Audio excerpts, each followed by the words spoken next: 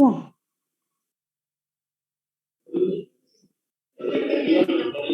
Hah? Berarti diapakan? Terkonek kembali sebentar.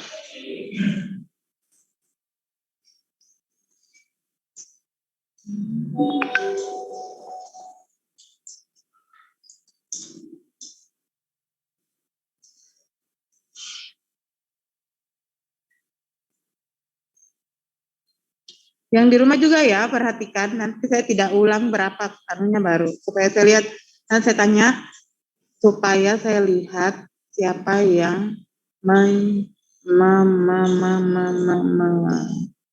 siapa yang ini suaranya kedengaran sampai di rumah? Ya dok, terdengar dok. Itu glukosa kuantitatif. Oh, ada gini. Ada pemeriksaan glukosa kuantitatif, ada 3 yang dapat kita periksa, yaitu glukosa darah sewaktu, glukosa darah puasa, dan tes toleransi glukosa oral. Adapun tujuan percobaan ini adalah untuk mengetahui dan memahami metode pelaksanaan pemeriksaan tes glukosa darah sewaktu, tes glukosa darah puasa, dan tes toleransi glukosa oral, dan menginterpretasikan hasilnya.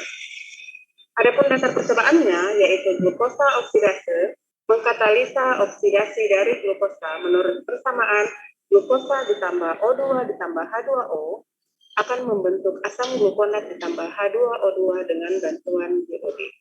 Hidrogen peroksida yang terbentuk bereaksi dengan 4 amino antipirin dan 2,4-diklorogenol.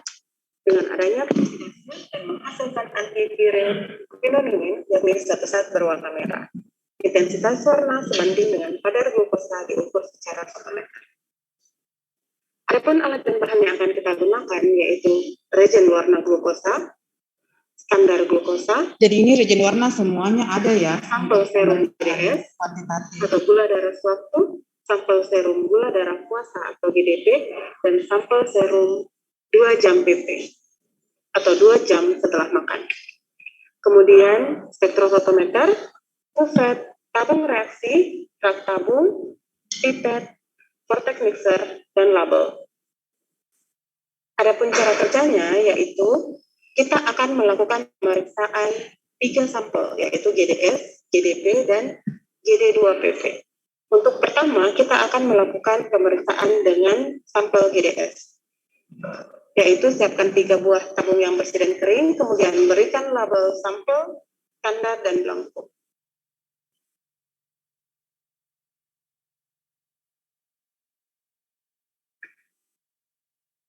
Kemudian, masukkan sampel serum GDS ke dalam tabung sampel sebanyak 30 mikron.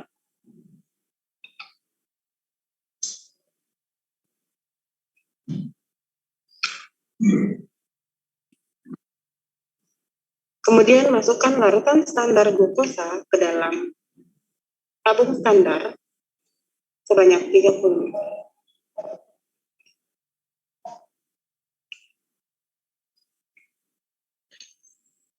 Kemudian masukkan reagensia warna pada masing-masing tabung sebanyak 3 ml.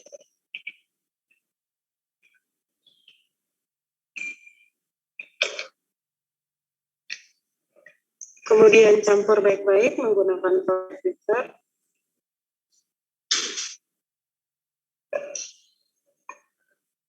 Kemudian inkubasi selama 15 menit pada temperatur kamar.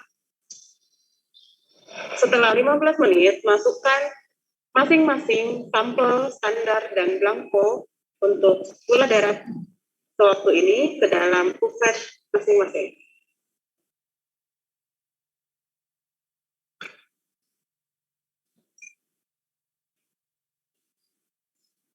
Siapkan spektrofotometer, atur panjang gelombang sesuai dengan yang akan kita gunakan, yaitu 500 nanometer.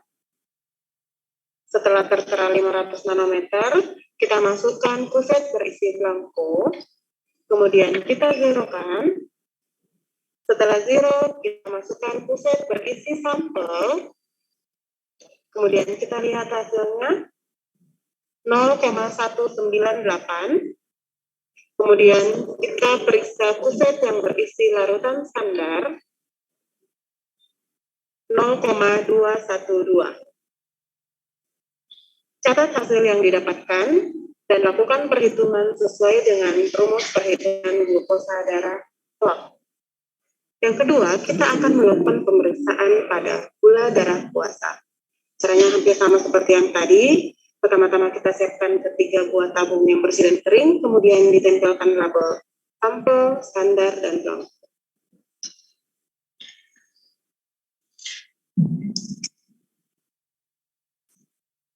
Kemudian masukkan sampel GDP sebanyak 30 mikron ke dalam tabung sampel. Kemudian masukkan standar, larutan standar ke dalam tabung standar sebanyak 30 mikron.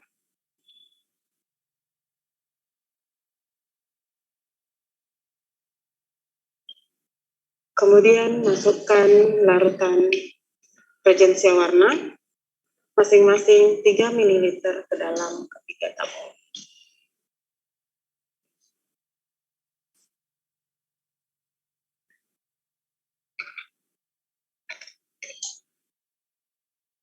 Kemudian campurkan dengan baik dengan menggunakan fortek.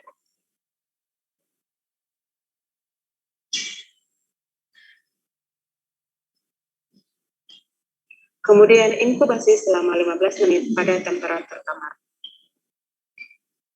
Setelah 15 menit, masukkan larutan yang berisi sampel gula darah puasa, standar, dan blanko ke dalam masing-masing kuset.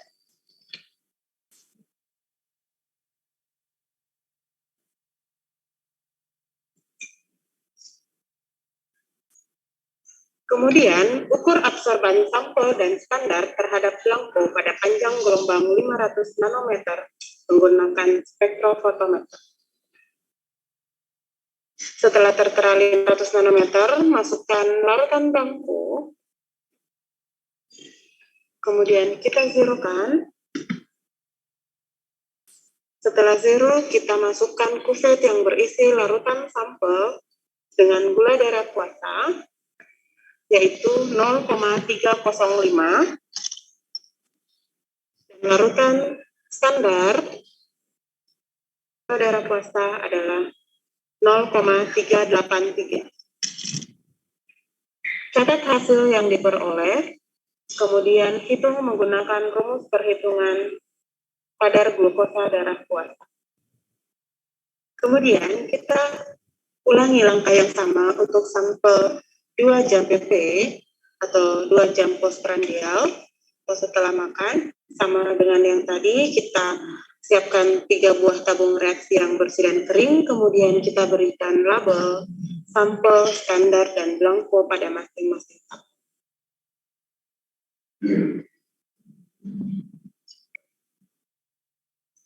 Setelah itu, kemudian masukkan sampel serum GD2PP sebanyak 30 mikron ke dalam tabung sampel.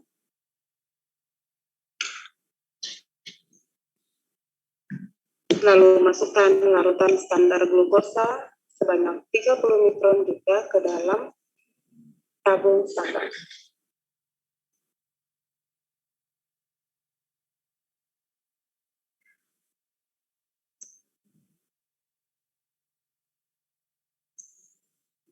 Kemudian tambahkan regensia warna glukosa ke dalam ketiga tabung sebanyak 3 ml.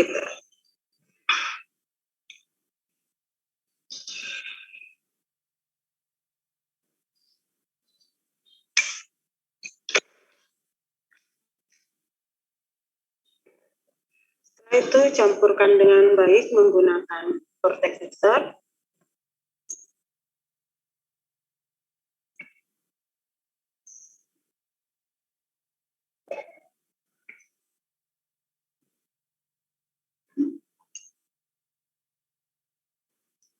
Kemudian inkubasi selama 15 menit pada temperatur kamar. Setelah 15 menit, masukkan larutan sampel dengan sampel G2BP dan standar serta belangko ke dalam masing-masing set.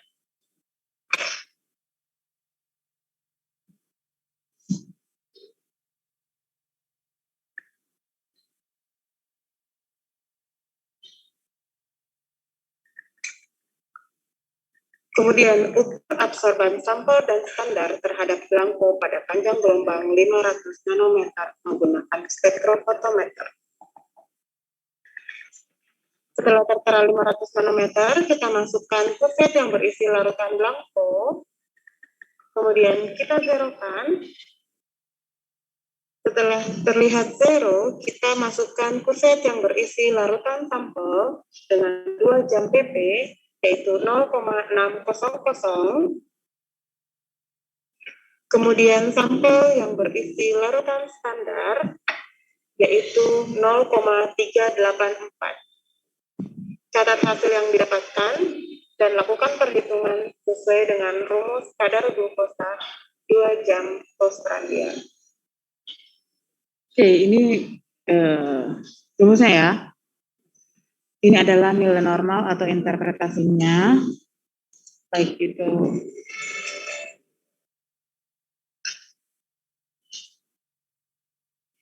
Oke, itu tadi untuk penentuan glukosa kuantitatif ya. Jadi kalau glukosa kuantitatif itu kita punya bisa melihat ada tiga pemeriksaan ya. Tapi intinya lagi. Tapi intinya adalah kita prinsipnya tadi adalah kita membandingkan karena kan itu di regionnya ada region warna, ada larutan standar ya, di mana larutan standarnya itu adalah 100 mg per dl. Makanya pada saat perhitungannya dia dibandingkan antara absorbansi sampel dan absorbansi standar dikali dengan kadar standar ya, untuk melihat berapa kadar dari serum sampel yang kita ingin periksa ya. Jadi prinsipnya seperti itu kalau pemeriksaan kuantitatif pakai region warna, baik itu glukosa maupun nanti lipid ya. Nah, ini glukosa kuantitatif ada review saja ya, ada tiga ya yang bisa kita periksa, yaitu gula darah sewaktu, gula darah puasa, dan tes toleransi glukosa oral. Dari ketiga ini bedanya apa? Yang berbeda apanya? Kalau kalian perhatikan yang tadi. Ya, waktu pengambilan dari sampelnya ya. Jadi semuanya sama, regensia warnanya sama, larutan standarnya sama. Yang berbeda adalah sampelnya, waktu pengambilan sampel. Kalau gula darah sewaktu, sampelnya diambil kapan?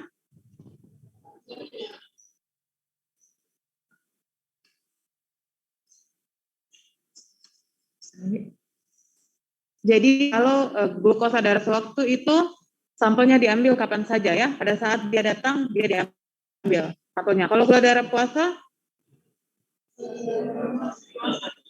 berapa jam? Ya bisa 8 jam, ada yang bilang 10 sampai 16 jam ya. Kenapa? Apa alasannya dia dipuasakan? Untuk apa?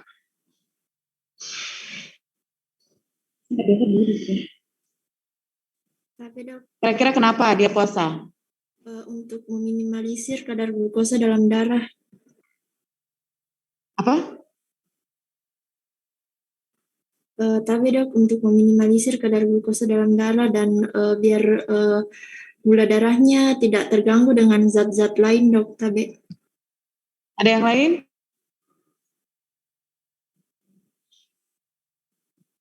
Masih ada yang mau tambahkan? Ya karena pada jam sekitar, bisa juga ada yang bilang 8 jam ya, tapi kita biasanya pakai 10 sampai 16 jam itu kenapa?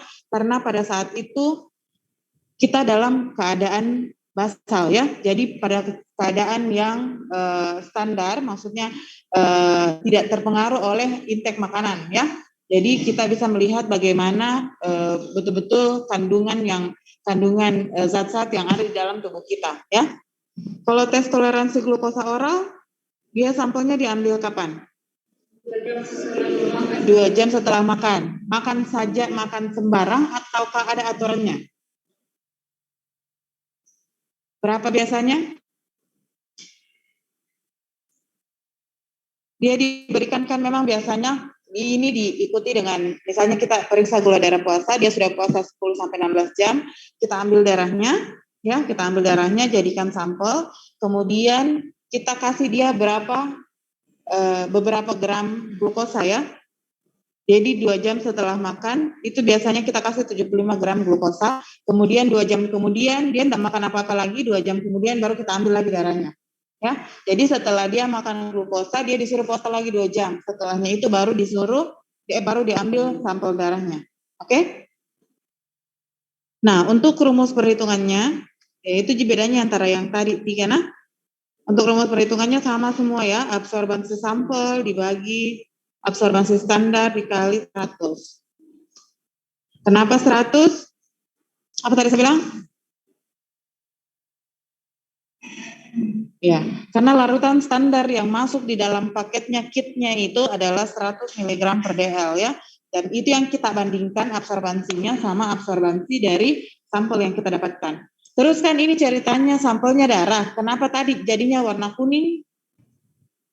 Kira-kira apanya itu?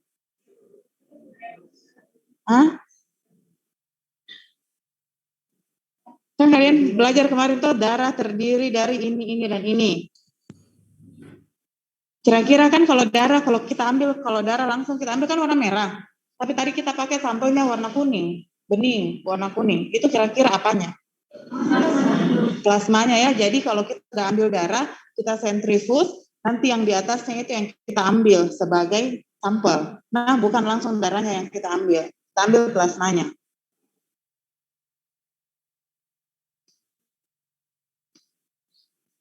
Nah, kemudian untuk gula darah swab, dia itu normal kalau di bawah 200, ya. Itu untuk gula darah waktu yang diambil kapan saja. Nah, kalau dia hiperglikemi, berapa gula darahnya? Ya, lebih dari 200. Terus hasil pemeriksaan yang tadi, absorbansi sampelnya berapa?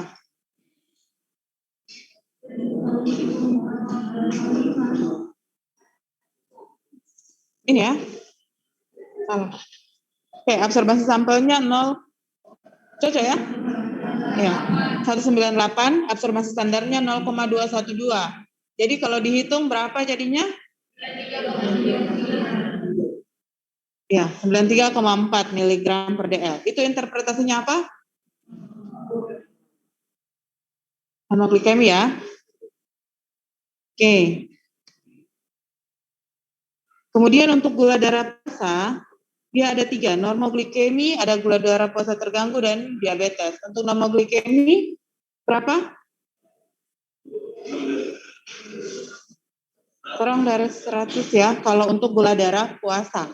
Jadi kalau dia sudah puasa sekitar 10-16 jam, dia normalnya itu di bawah 100. Dia disebut gula darah puasa terganggu apabila berapa? Sampai 100 sampai 125, ya.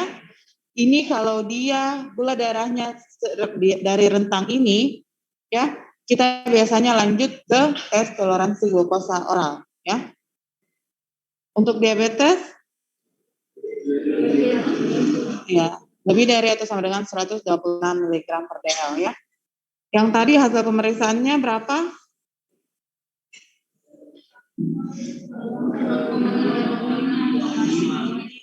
Terbuka semua. Sampel 0,305, absorbansi standar 0,383. Kadar glukosa darah puasanya jadinya tunggu, Rizka F. Awalia. Jadinya berapa kita dapat deh?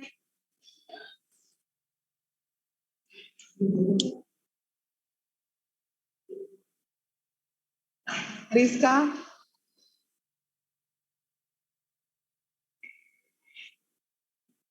Kan tadi absorbansi sampelnya ada 0,305, absorbansi standar 0,383. Jadi untuk perhitungannya kalau dikasih masuk di dalam rumus, kadar glukosa darah puasa jadinya berapa?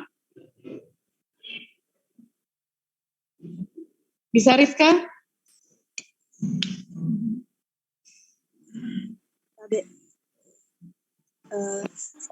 Tabe dok, 79,63 dok. Oke, 79,6 mg per dl ya. Normoglikemi ya. Jadi orang yang kita ambil sampelnya ini dia masih normal. Kemudian untuk tes toleransi glukosa oral juga ada 3 bagian ya. Jadi dia normoglikemi, toleransi glukosa terganggu, atau diabetes. Kalau normoglikemi untuk tes toleransi glukosa berapa?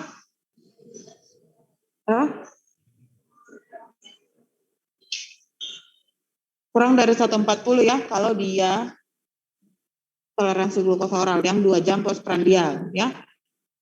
Dikatakan terganggu apabila antara 140 sampai 299 ya. Kalau sudah 200 dia sudah termasuk kategori diabetes. Yang hasil pemeriksaan yang tadi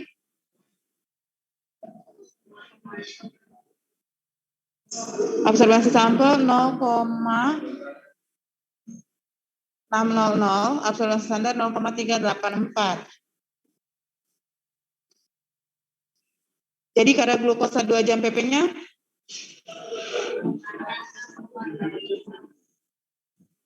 156,25 ya.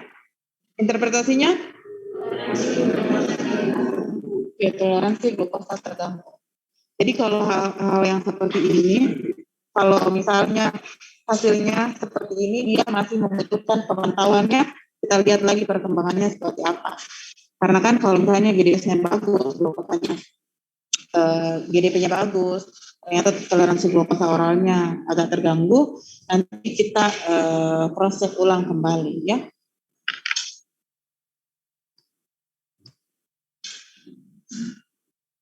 Nah, itu untuk glukosa kuantitatif ya. Nah, sebenarnya kalau pemeriksaan glukosa itu, kalau misalnya kita mau mendiagnosis DEM ya, itu masih lebih kompleks. Jadi tetap kita perhatikan gejala klinisnya juga. Sebentar kita masuk ke kasus ya. Untuk sekarang kita lanjut dulu ke lipid kuantitatif.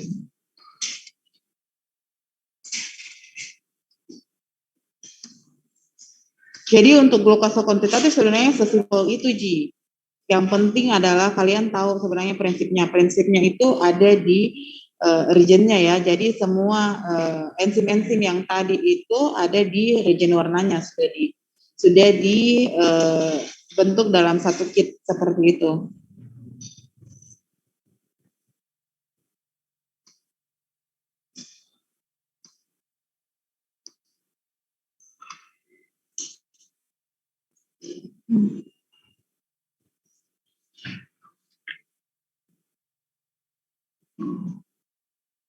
Terus kemudian ini untuk lipid kuantitatif ya. Praktikum ini adalah praktikum lipid kuantitatif. Untuk pemeriksaan lipid kuantitatif ada 3 yang harus diketahui, yaitu penentuan konsentrasi kolesterol dengan metode enzimatik CHOD PAP, kemudian penentuan konsentrasi trigliserida dengan metode enzimatik GPO PAP, dan pemeriksaan HDL kolesterol dengan metode fosfotungstat. Percobaan pertama yaitu penentuan konsentrasi kolesterol dengan metode enzimatik CHOD PAP. Adapun tujuannya adalah untuk mengetahui pemeriksaan kolesterol dan interpretasinya. Dasar percobaannya yaitu kolesterol ditemukan setelah hidrolisa enzimatik dan oksidasi. Zat warna quinonemin terbentuk dari hidrogen peroksida dan 4 amino antipirin dengan adanya fenol dan peroksida. Ini ada dasar reaksinya ya, tetapi itu semua masuk ke region warna kolesterol. Adapun alat dan bahannya yaitu reagen warna kolesterol, Ini dia masuk di reagen larutan warna. standar kolesterol 200 gram per dl, Ini 200 gram ya. sampel serum, spektrofotometer, kuset, tabung reaksi, rak tabung, pipet, vortex mixer, dan label. Adapun cara kerjanya yaitu siapkan 3 buah tabung reaksi bersih dan kering, kemudian berikan label, sampel, standar, dan blanko.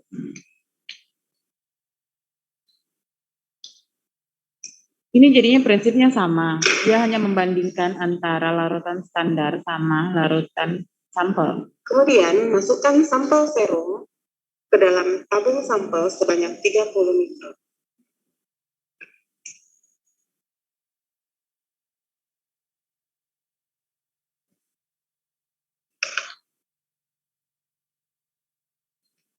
Kemudian masukkan larutan standar kolesterol ke dalam tabung standar sebanyak 30 mikron.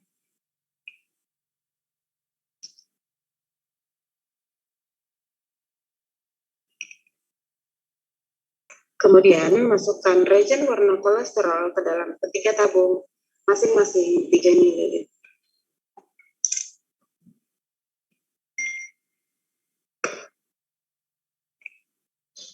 Kemudian campurkan baik-baik dengan menggunakan vortex mixer.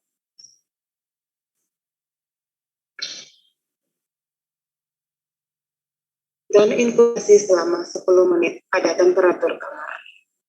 Setelah 10 menit, masukkan larutan sampel standar dan blanko ke dalam masing-masing kuset.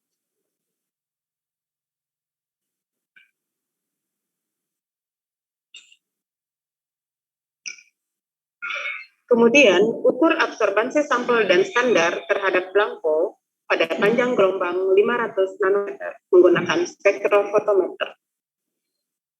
Siapkan spektrofotometer, kemudian atur panjang gelombang sesuai dengan panjang gelombang yang akan digunakan, yaitu 500 nanometer. Setelah tertera 500 nanometer, kemudian masukkan blanko, kemudian zerokan. Setelah tertera 00,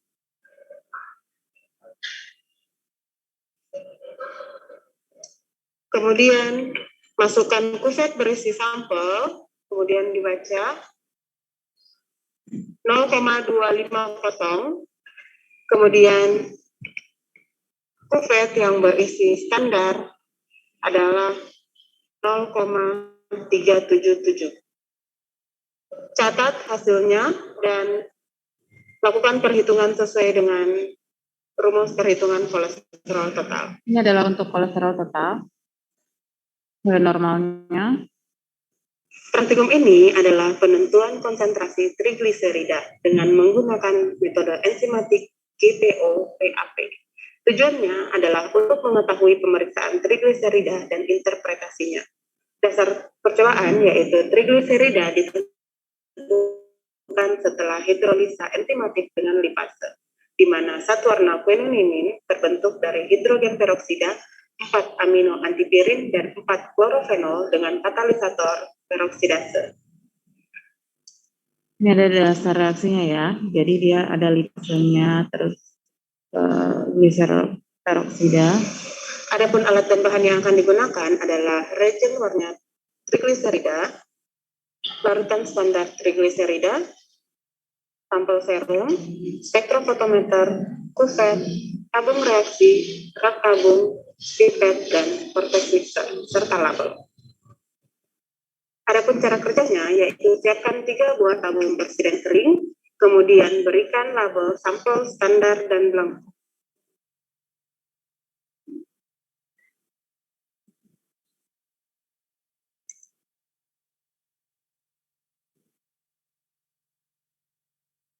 Masukkan sampel serum ke dalam tabung sampel sebanyak 30 mikron. Kemudian masukkan larutan standar ke dalam tabung standar sebanyak 30 mikron.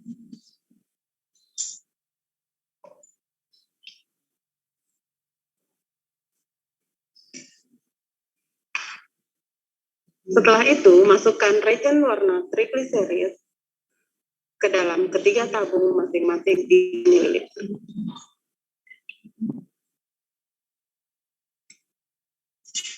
Kemudian, campurkan dengan baik dengan menggunakan proses inkubasi selama 10 menit pada temperatur kamar. Setelah 10 menit, masukkan larutan sampel standar dan blanko ke dalam masing-masing set.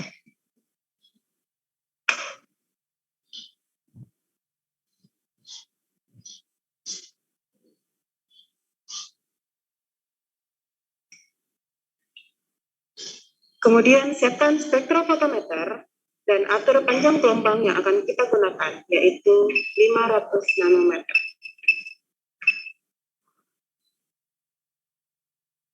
Setelah tertera 500 nanometer, kemudian kita masukkan kuvet berisi blanko, kemudian kita zerokan. Setelah zero, kita ukur kuvet berisi sampel, dan kita dapatkan hasil yaitu 0,219, dan kita ukur kuvet yang berisi larutan standar yaitu 0,309. Kemudian catat hasil yang didapatkan serta lakukan perhitungan sesuai dengan rumus perhitungan untuk trigliserida. Ini untuk trigliserid ya, dan nilai normalnya berbeda laki-laki dan perempuan. Pemeriksaan ini adalah pemeriksaan HDL kolesterol dengan metode fosfotungstat. Tujuannya adalah untuk mengetahui pemeriksaan HDL kolesterol dan interpretasinya. Adapun dasar percobaannya, dengan asam fosfotungstat dan magnesium klorida, maka kilomikron VLDL dan LDL akan mengendap atau terjadi presipitas. Kepernatan yang jernih setelah disentrifus dipergunakan untuk menentukan HDL kolesterol dengan metode CHOD-PAP.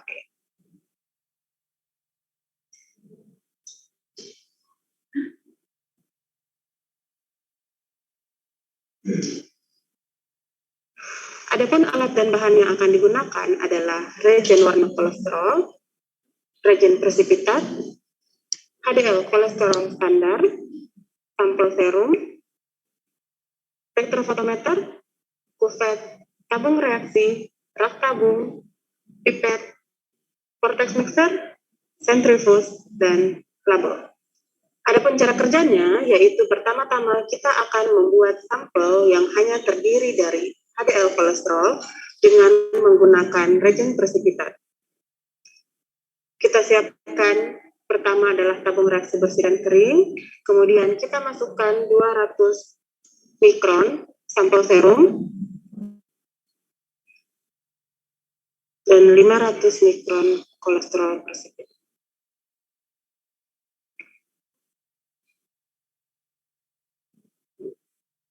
Kemudian kita biarkan selama 15 menit pada temperatur kamar. Setelah 15 menit, masukkan sampel serum yang tadi telah diberikan reagen presipitat ke dalam sentrifus. Ini nama sentrifus ya. Dia berfungsi untuk dia putar itu dan berikan penyedot supaya terpisah antara zat terlarut sama kemudian zat pelarutnya. Sampel ini disentrifus selama 2 menit dengan kecepatan 12.000 rpm. Kita atur. Setelah itu, atur sentrifus dengan kecepatan 4.000 rpm. Ini ada dua pilihan ya. Tadi itu 1.200 selama 2 menit, ataukah kecepatannya 4.000 selama 10 menit. Cuman ternyata alatnya kita yang maksimal itu cuma 4.000. Jadi alat bekerja hingga 10 menit. Setelah sentrifus selesai bekerja, kita keluarkan sampel. Ini adalah hasil sentrifus. Terdapat ini ada putih-putihnya yang berada di atas dan presipitat yang terdapat di bawah. Putih-putih di bawah. Setelah sampel yang akan kita gunakan telah siap, maka yang diambil nanti itu adalah yang supernatannya yang di atas.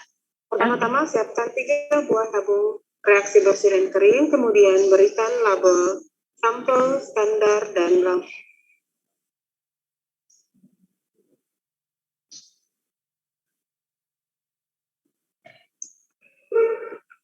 Kemudian masukkan supernatan dari sampel tadi ke dalam tabung sampel sebanyak 30 mikron.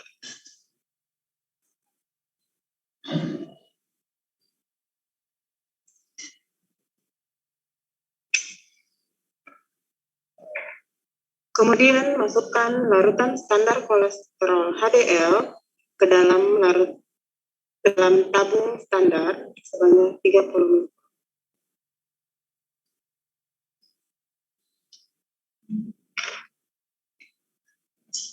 Kemudian masukkan reagen warna kolesterol ke dalam ketiga tabung masing-masing 3 ml.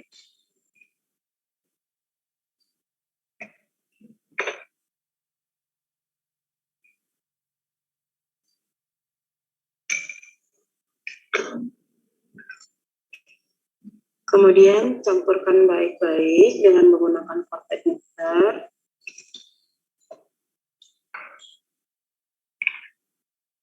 Kemudian inkubasi selama 10 menit pada temperatur kamar. Siapkan spektrofotometer, kemudian atur panjang gelombang yang akan kita gunakan, yaitu 500 nanometer. Setelah tertera 500 nanometer, masukkan kuset berisi larutan blanko, kemudian kita jarumkan. Setelah zero, kita masukkan kuset berisi larutan sampel 0,422, kemudian kita masukkan kufet berisi larutan standar 0,378. Catat hasil yang didapatkan, kemudian lakukan perhitungan sesuai dengan rumus perhitungan HDL kolesterol.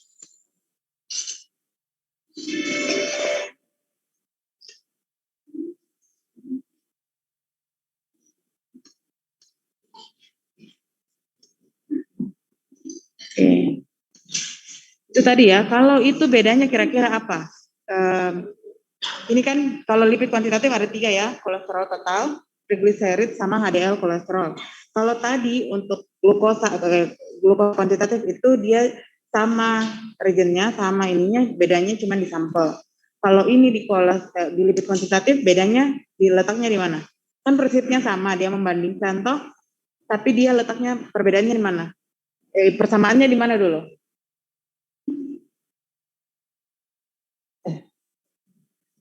Oke, maksud saya ini sampelnya sama tuh, ini tadi yang dipakai sampel untuk kolesterol total, itu juga dipakai sampel untuk trigliserid, dan itu juga dipakai sampel untuk HDL kolesterol. Jadi yang membedakan di sini di lipid kuantitatif adalah regen warnanya ya. Jadi untuk regen warnanya beda antara kolesterol, regen warna, ada juga trigliserid dan untuk HDL. Nah, itu tadi bedanya dari dia glukosa kuantitatif. Ya.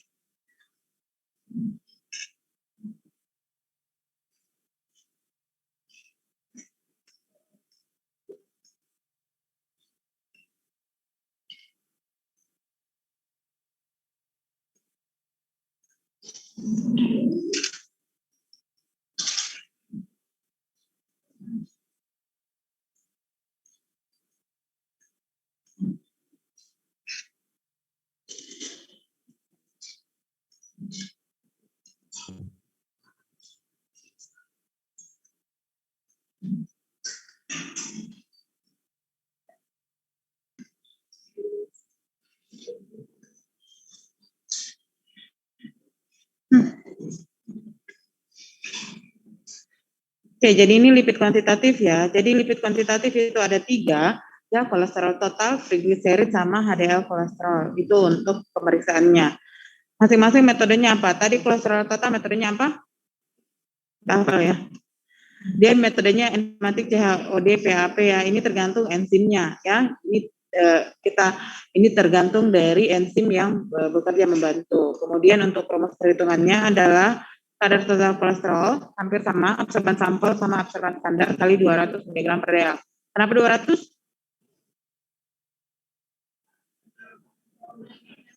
Karena lautan standarnya sebanyak yang di dalam kitnya itu adalah 200 mg per dl ya. Untuk nilai normalnya di bawah 200 mg per dl. Hasil pemeriksaan yang tadi, absorbansi sampelnya berapa? 0,250. Tunggu, saya mau tanya yang di rumah deh. Nur Hidayah Salere, absorbansi standarnya tadi berapa? Ada Nur Hidayah?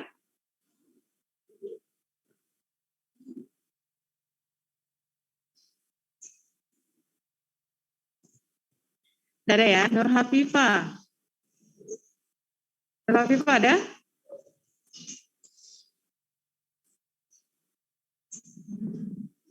Ada juga.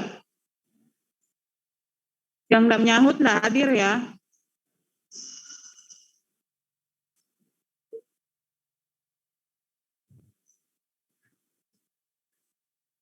Wahyu Fadila.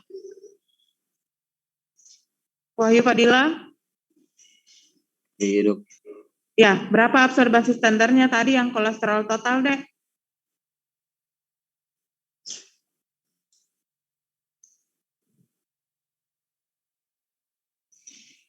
Oke.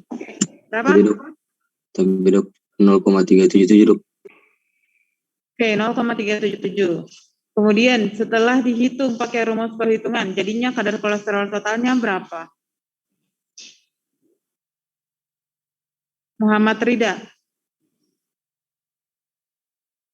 Tapi dok. Berapa kadar kolesterol totalnya? Tapi dok 132,62.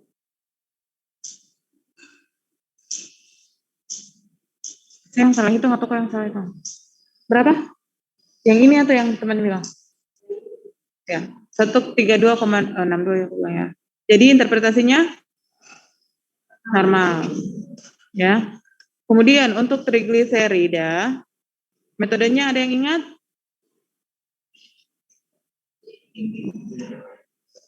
YPO-PAP ya. Kemudian rumus perhitungannya dia sama, kadar trigliserida itu absorbansi sampel per absorbansi standar kali 200. Nilai normalnya laki-laki berapa? 40 sampai 160, perempuan 35 sampai 135. Untuk hasil pemeriksaannya, absorbansi sampel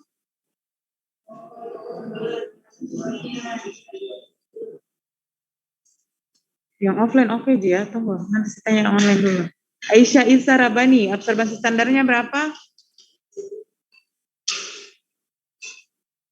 Aisyah Isa. Absorbansi standarnya berapa, Dek? Tapi dok 0,309 dok. 0,309 ya. Kemudian untuk perhitungannya Rihma Kuswa Maharani, jadinya kadar trigliserida setelah dimasukkan ke dalam rumus dapatnya berapa? Rihma Kuswa.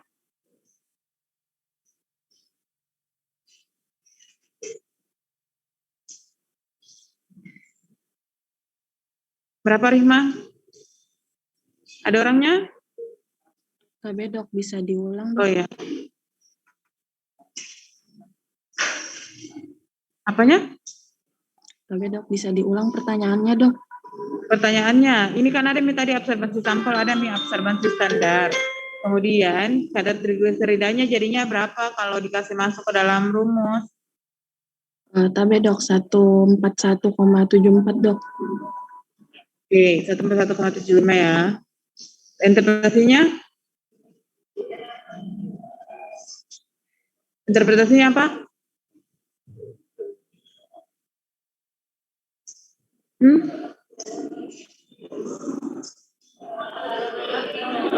Ya tergantung ya, Tapi tergantung dok meningkat dok. sampelnya perempuan atau laki-laki. Cuman yang ini kita punya sampel laki-laki. Jadi dia normal ya. Jadi perhatikan sampelnya ya, jangan ini, itu juga harus ditanyakan. Kemudian untuk HDL kolesterol metodenya adalah fosfotungstat ya. Nah, sampelnya tadi kan diendapkan dahulu. Kenapa mesti diendapkan?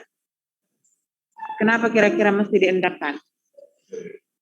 Untuk apa? Share tanya. Yang offline deh, yang tahu? Apa? Kenapa kan tadi sampelnya ada reagent pengendap toh? Untuk sampel HDL kita endapkan dulu, ya baru kita periksa supernatannya. Kira-kira kenapa? Untuk apa?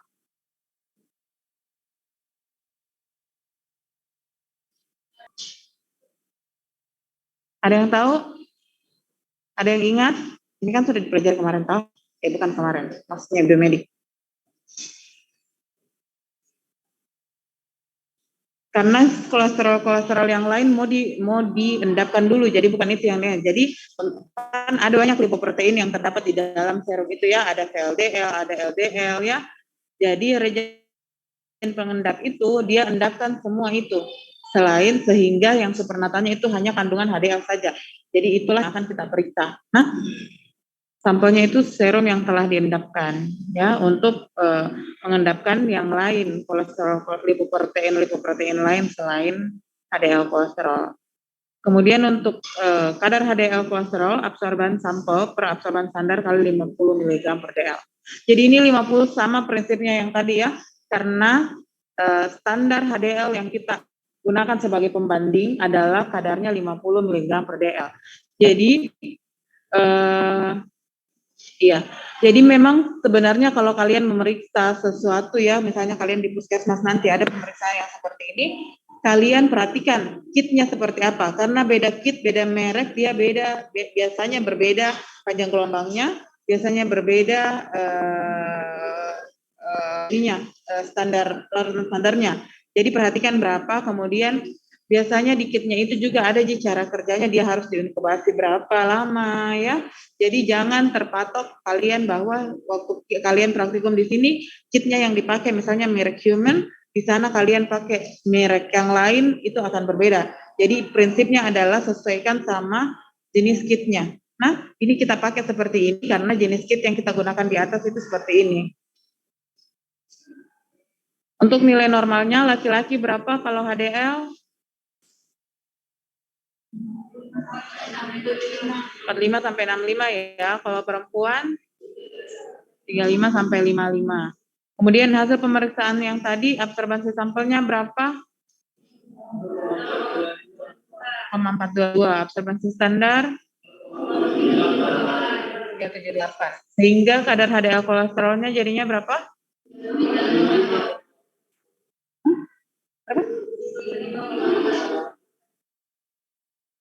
Normalnya, normal. Interpretasinya normal ya.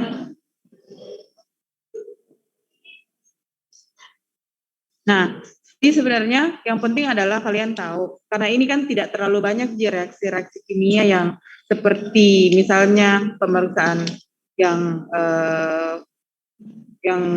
kualitatif ya, yang ada atau tidak kayak kemarin di uro, ini nominal sehingga kuantitatif sehingga dia hitung-hitungan pasti.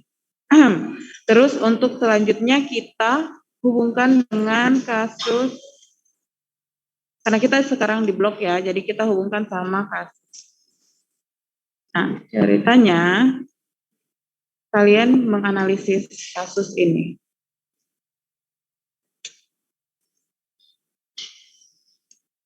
Nah, ini ada dua kasus. Kasus yang pertama dulu ya. Seorang wanita berusia 65 tahun datang ke puskesmas dengan keluhan sering buang air kecil sehingga ia merasa terganggu karena harus terbangun dan bolak-balik toilet pada malam hari. Keadaan ini telah dialami sekitar 3 bulan. Belakangan ini juga sering merasa haus dan mudah lapar serta mudah merasa lelah.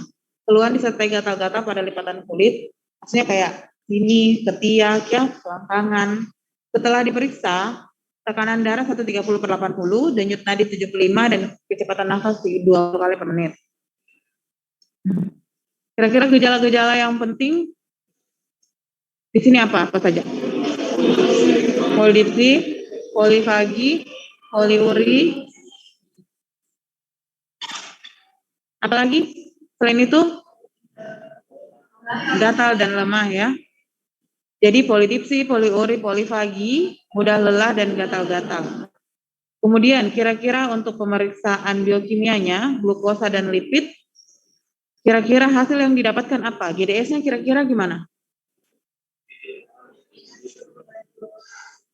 Kemungkinan dia lebih dari 200 ya. Kalau GDP-nya ya lebih dari 126. GD2PP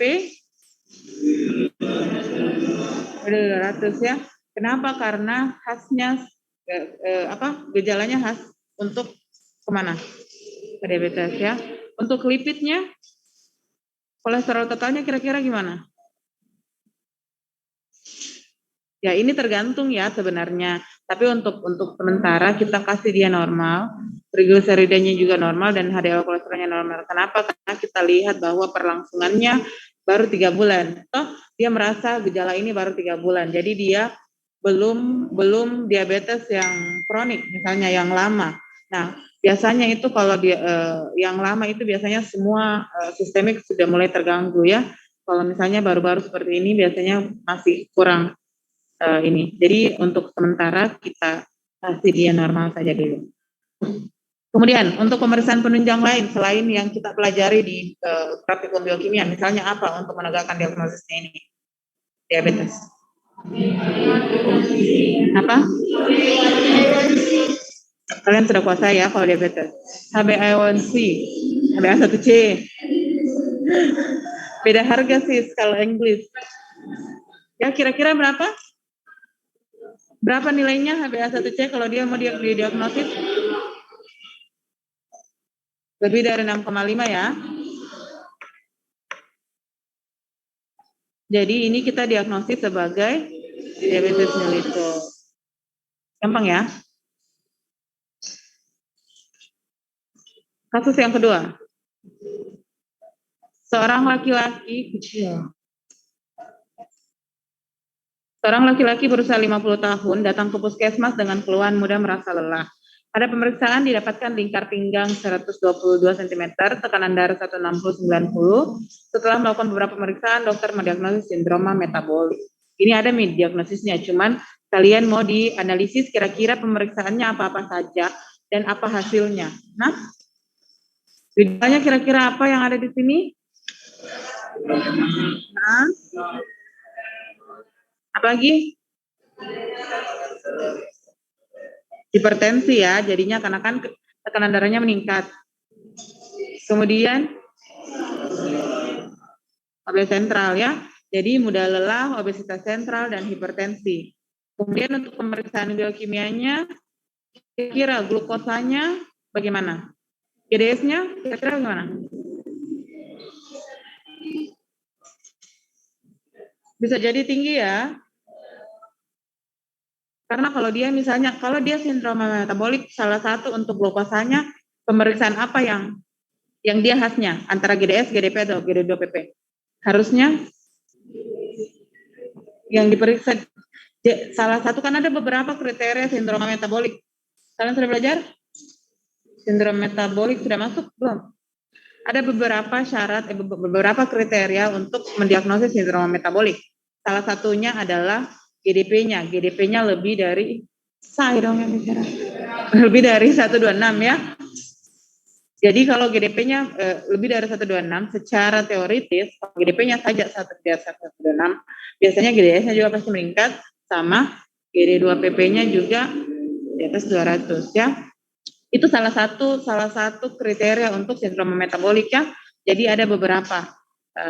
Sebentar kita simpulkan. Untuk lipidnya, kolesterol totalnya kira-kira tinggi ya. Trigliseridanya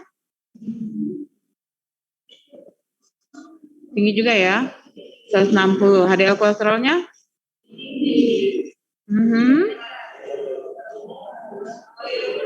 Kalau HDL gimana ceritanya? Kalau HDL ini agak unik ya. Jadi kalau dia bukan unik ya. Maksudku HDL ini tidak seperti kolesterol yang lain yang apabila dia abnormal, maksudnya dia anomali, dia tinggi ya. Jadi sebenarnya ini HDL harus tinggi karena dia lemak baik ya ceritanya, ya lemak baik. Jadi kalau dia berefek pada kalau dia di sindrom metabolik itu syaratnya adalah HDL-nya menurun, ya. HDL-nya akan turun kurang dari 40. Jadi ada beberapa, saya kasih pengantar sedikit sebelum kalian masuk di sindrom metabolik nanti. Ya, ada beberapa kriteria sindrom metabolik. Pertama, hipertensi, kedua obes sentral, ketiga GDP-nya lebih dari 126, kemudian triglyceridnya ada yang bilang lebih dari 150 juga.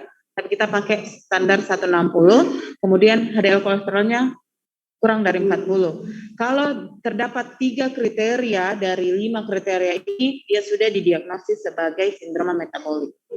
Ya. Apa pemeriksaan penunjang lain? Ini tidak khas juga ya, tetapi dilihat kalau misalnya ada asam uratnya itu dia biasanya hiperurisemia karena proses yang ini terdapat penimbunan asam urat di dalam tubuh. Tapi ini tidak khas untuk sindrom metabolik, tambahan saja. Diagnosisnya sindrom metabolik.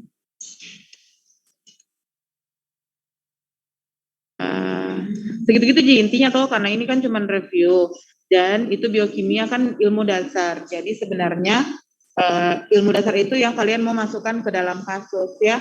Jadi yang penting kalian tahu kalau misalnya kasus ini kira-kira, jadi misalnya kan pasienmu datang anamnesis anamnesis tahu gejala-gejalanya, jadi di dalam pikirannya kalian, oh kira-kira ini. Jadi apa yang saya mau periksa? Saya mau periksa ini untuk kira-kira mendapatkan ini.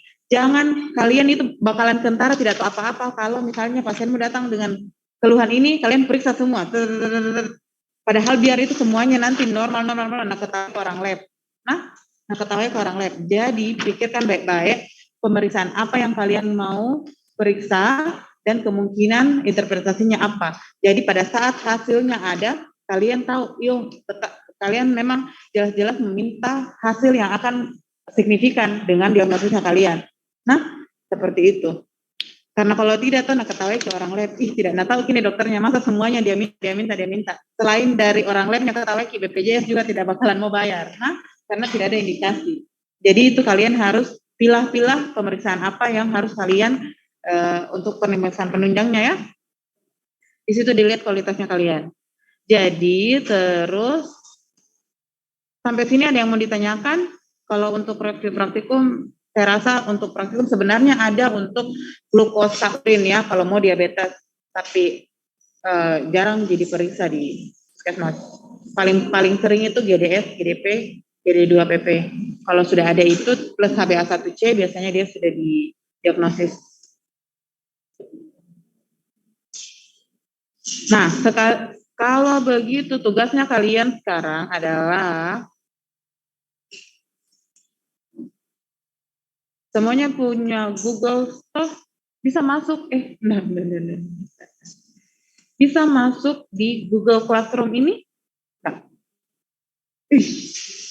Karena setiap saya ganti ini ya, setiap saya ganti layar.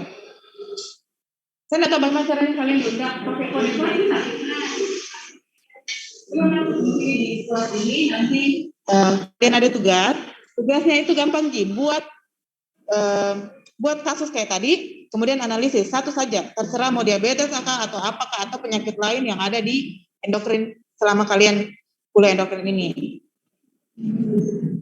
Ini juga sekalian jadi absen ya, jadi yang jangan kasih keluar ini di grupnya kalian kodenya. Jadi yang hadir saja yang masuk di kelas ini. Nah, awas kalau di grupnya kalian kita dong terima.